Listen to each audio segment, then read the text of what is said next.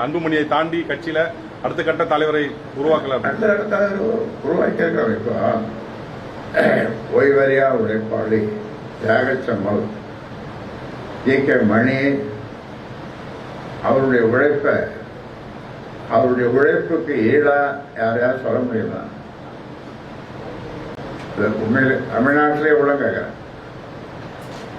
எங்க கட்சியில மட்டும் இல்லை, தமிழ்நாட்டிலே கேட்கிறேன்.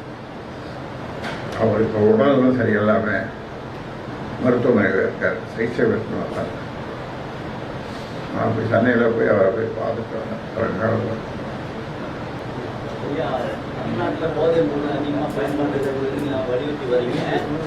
இப்போ வந்து இதில் நடிகர் இதை எப்படி பாருங்க. நடிகர் ஒருத்தர் அரெஸ்ட் பண்ணியிருக்காங்க. இன்னொரு நடிகர் உயர்ரக போதை பொருள் தமிழ்நாட்டில் அதிகமாக புழங்குது. இதில் வந்து நடிகர் ஒருத்தரை கைது பண்ணியிருக்காங்க. மேலும் சிலர் சிக்குவார்கள் சொல்லிட்டு சொல்லப்படுகிறது.